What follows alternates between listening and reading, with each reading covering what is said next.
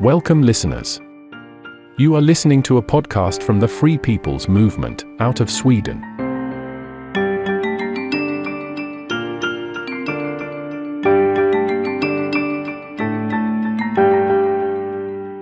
Episode 11. General George S. Patton. The murder of an American hero. General George S. Patton was one of the most prominent generals on the side of the Allies during World War II. He is now so legendary that it is difficult to know where Patton ends and where the myth begins. We will shed light on Patton's fate from a slightly different perspective, while at the same time wondering, what might Donald Trump think about this issue? George S. Patton was born on November 11, 1885, and died on December 21, 1945, in Heidelberg, in Allied-occupied Germany. He died shortly after a car crash had left him paralyzed. But we will come back to Patton's death a little bit later. During World War II, Patton led the American armored forces in North Africa, landed in Italy, and was one of the leaders in the liberation of Europe. The Germans had signed their unconditional surrender to the Allied forces in May of 1945, a victory largely won off the backs of Patton's unstoppable Third Army that stampeded its way across northern France after the successful D-Day invasion. Under Patton's decisive leadership, the Third Army drove retreating German forces out of occupied territories in an unprecedented display of military brilliance, enabling, among other feats, the liberation of Paris, said Patton biographer Robert Wilcox. But toward the end of the war, General Eisenhower and other commanding officers had come to consider General Patton a liability for his unorthodox approach to warfare. Patton had repeatedly defied authority, challenged orders, and loudly disagreed with the United States post-war foreign policy. General Patton was an outspoken critic of the Soviets, going against the U.S. foreign policy position that saw the Soviets as an ally and crucial to maintaining peace in Europe. Patton told his peers, "We've kicked the hell out of one bastard, only to help establish a second one, more evil and more dedicated than the first." Patton hated kowtowing to the Kremlin. Furthermore, he protested against the secret decision that Washington made, not to press the Russians for the safe return of thousands of captured Allied POWs that were still under Soviet control in 1945. As a result, these abandoned POWs were either shot or spent the rest of their lives working in gulags. Furthermore, Patton simply couldn't understand why the West had conceded Eastern Europe to the Soviet Union, and had voiced his concern about this openly. Among others, biographer Douglas Wilcox wrote in his book called Target, Patton, that he believes that the plot to stop Patton could have easily evolved into an assassination order. Citing Eisenhower's political ambitions, Wilcox wrote, "The writing was on the wall." Now that victory in Europe was clearly in sight, Patton was no longer needed. His flamboyant style and unpredictability was becoming a liability that Eisenhower could not afford anymore. Well, even if that was the case, there could very well be even more obvious reasons for wanting to get Patton out of the way. Obvious, if you know the real history. What is less well known, for reasons that are easy to understand today, is the fact that Patton visited Sweden twice. The first time was as a participant in the 1912 Olympic Games in Stockholm. Patton traveled at his own expense and participated in pentathlon, where among other things, fencing, shooting, and off-road riding were included. A mistake occurred in the shooting. Patton thought that a military weapon should be used, and chose a heavy caliber .38 revolver, while most competitors used a .22 caliber. The problem was that Patton's heavier ammunition tore apart the center of the target, so that the referees could not ensure that all the shots had hit. Patton was awarded a miss, despite the opinion of other competitors that all shots had hit the mark. The result was that Patton ended up in 27th place in the shooting and 4th place overall. Without this mistake, Patton would have become a gold medalist. Patton was a horseman and competed as a jumper and polo player. He is best known in the horse context for his efforts to save the Lipizzaner stallions from the Spanish riding school in Vienna. 1,200 German war booty horses, of which 300 Lipizzaners, were also rescued from an uncertain fate. In this way, many breeding lines could be saved. After the end of the war in 1945, Patton came into conflict with the political arm of the deep state in the United States. His statements had been controversial, and Patton was virtually deprived of his command, but was hailed everywhere as a great hero and liberator. In the autumn of 1945, Patton visited acquaintances and official figures in France, England, Denmark, and Sweden, which can probably today be seen as somewhat naive. After the end of the war, the Swedish government wanted to invite General Eisenhower to Sweden. Eisenhower was, although, as luck would have it, busy with other duties, and he suggested in a practical way that General Patton would instead represent him during the visit to Sweden. Let's just say that Eisenhower knew about the Bosch affair. At the end of November 1945, Patton visited Sweden. The then Army Chief General Archibald Douglas gave dinner at Tacka Udden in Stockholm, and Patton was in great shape as the socialite he really was. However, he was not able to completely hide his deep suspicion of the Soviet Union, unfortunately. For example, the story behind the Russian Revolution, and the fact that Stalin had an own villa in Stockholm during the war, called Villa Kasman, was apparently not so well known to the general. Patton had walked right into the wolf's den and hadn't realized it, at least not before it was too late. He is said to have visited the Swedish king, Gustav V, completely informally, and little did he know about the intrigues between the Swedish king and a man called Kurt Heiby, Torsten Noting, and Saro. Let's just say that the connection between the Swedish establishment and the Nazis would have been more apparent to him then. But that's another story. Patton also met the Swedish pentathlon team from 1912, and a proper party had been arranged, probably at Stålmastergarden. During the party, pistols were produced, and a reshooting of the Olympic bout from 1912 was made.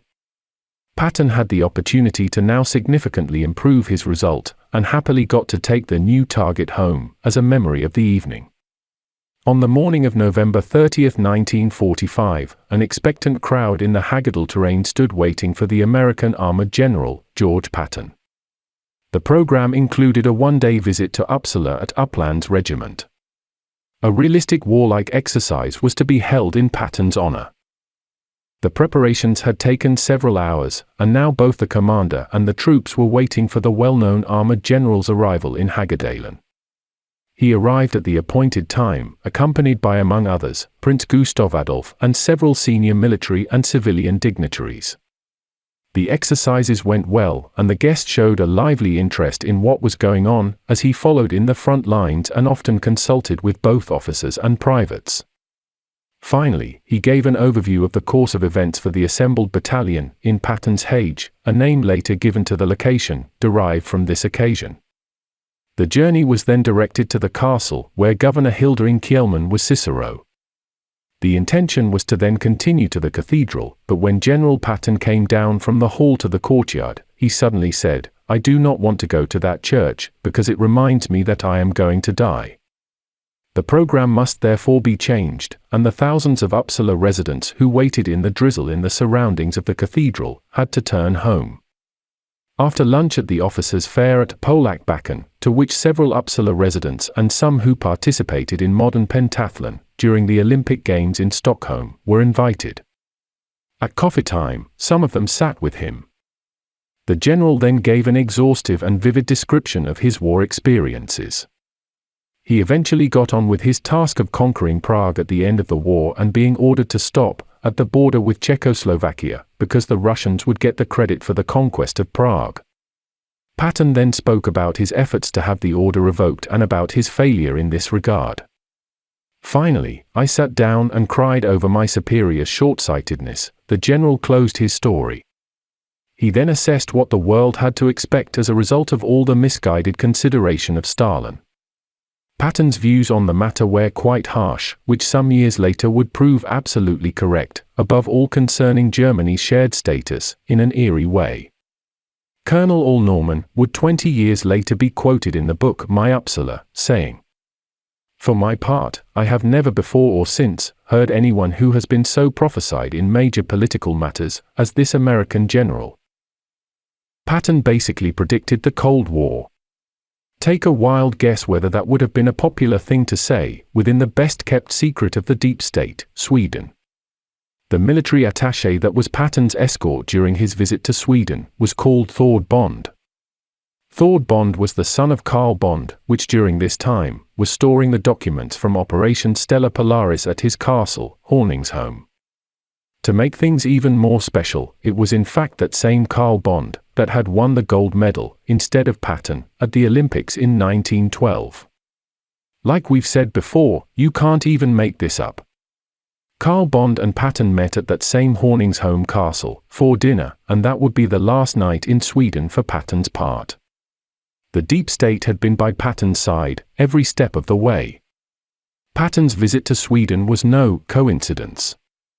The whole point had been to feel him out and decide what they should do about him. What could possibly go wrong for Patton after that? About a week later, back in Germany, Patton's chief of staff, General Hobart Gay, suggested a hunting trip. They left the next day in Patton's Cadillac. Driving them was 19-year-old Private First Class Horace Woodring, and they were accompanied by Sergeant Joe Screws, who was leading them in an open-air jeep that carried rifles, supplies, and a hunting dog. The drive began without incident. The weather was cold but visibility was clear and the road was virtually uninhabited of any and all traffic.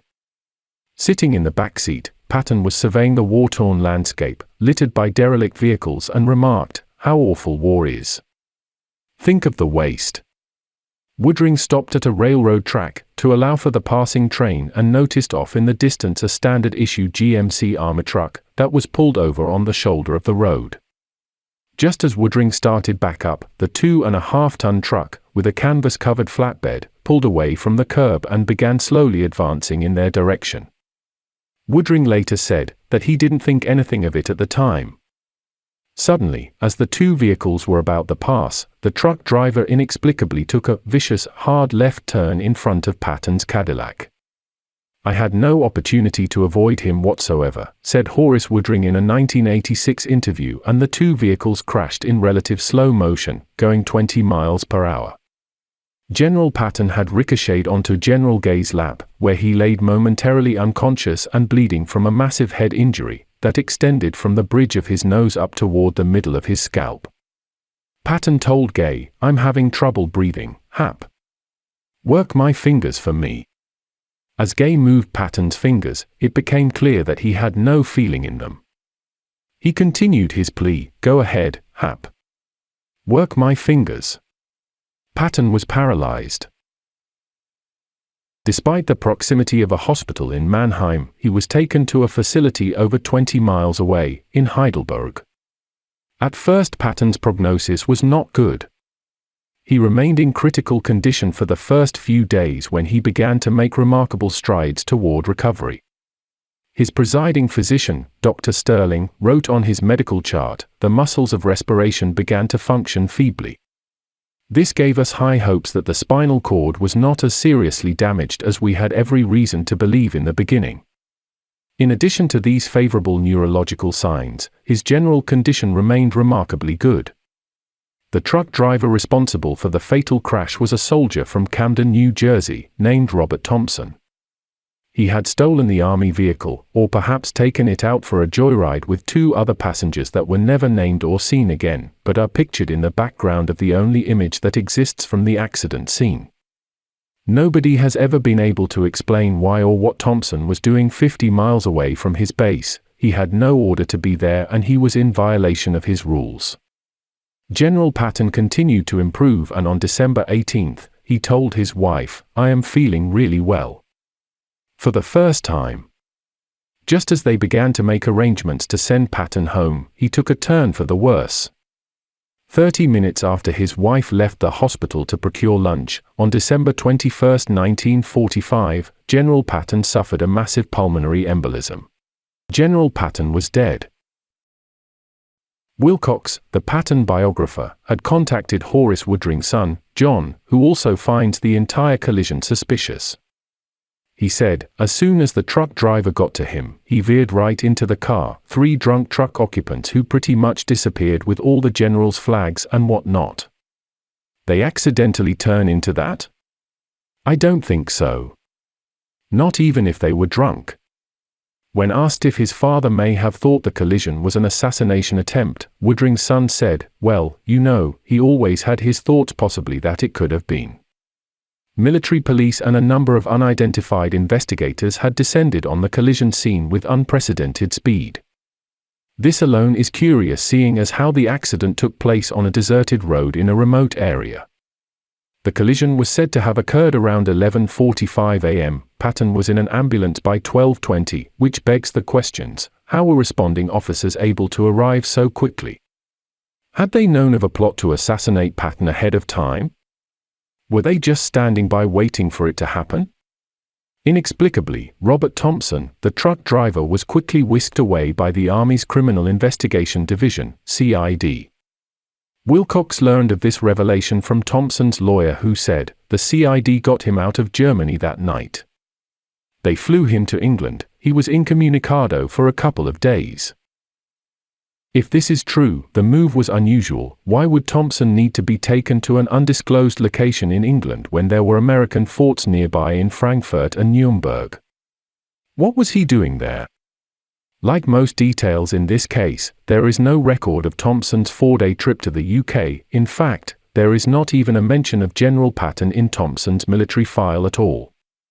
Many of these outstanding questions might easily be answered if reports from the scene and subsequent investigations hadn't mysteriously vanished. The fact that an official accident report and all other records pertaining to the death of one of America's most decorated war heroes is missing seems more than suspicious. It's unfathomable. Especially when considering the exacting measures to which the military approaches documentation. In 1979, a former member of World War II's elite Black Ops team, known as Jed Burroughs, made the astonishing allegation that he was hired as a hitman to kill Patton. Douglas Bazata claimed that it was an order given to him by General Wild Bill Donovan, the chief of the Office of Strategic Services, an intelligence organization that was the precursor to the CIA. The OSS. Remember who was the chief of the OSS in Switzerland at the time? Alan Dulles. Wonder if he knew General Donovan. While serving as a Jedburgh, Bazata was an expert marksman and hired assassin who completed many covert operations that involved him dangerously parachuting into enemy lines to help organize the resistance in France. On the CIA's webpage dedicated to the Jedburghs, it lists their motto as surprise, kill, and vanish, which eerily rings true in Bazata's mission to stop Patton. Bazata said that the car accident was just a ruse for him to shoot the general with a silent projectile that he said would cause the equivalent of a whiplash suffered at a speed of 80 or 100 miles an hour. He explained that he hid behind derelict equipment, cast away on the side of the road, waiting for Patton's car to drive by. Furthermore, he said that this special-made weapon was fashioned in a foreign country, whose identity he never knew. Instead of bullets, the device launched rocks that could easily look like debris in the aftermath and create damage that didn't look like bullet wounds. Perhaps this explains why Patton's injuries were so severe in comparison to the other passengers who walked away from the accident with just a few scrapes. Experts were always confounded by how the general broke his neck in whiplash going 20 miles per hour. Well, seeing as Wild Bill Donovan was already dead, long before 1979, and this drew attention away from the now obvious suspects. This revelation might indeed have stopped people from looking further into this matter. They give you enough for closure, but never seem to get caught, and nobody behind the scenes ever goes to jail. Seem familiar? Towards the end of his career, Bazata worked as an aide to the Navy Secretary during the Reagan administration, was a member of the 9/11 Commission and worked on Senator McCain's 2008 presidential campaign. Bazata might indeed have shot Patton, but now he was acting as a decoy, and pointed to Donovan's orders to draw people off the scent, and he got a wonderful career as thanks. In 2014, the host of the CBS This Morning, Bill O'Reilly, said, "We call for a reopening of the investigation by the Justice Department today. I want to know who killed this hero, and I certainly do not believe it was an accident." Patton, 1 minute was joking with the nurses and drinking cognac in his bed, and then all of a sudden the next day, boom, he was dead. General Patton was a threat to the deep state and the hidden enemy's plans, and got killed for it. It was then covered up, like always. It's time the truth came to light. Why is Patton so important? Well, you do the math. When did he die? Go look at some pictures of General Patton. Who does he look like? Maybe there are lots of people with an axe to grind with the deep state. Maybe some of those people actually decided to do something about it. And maybe these players don't just plan 1 or 2 steps ahead. The best is yet to come. Thank you for listening.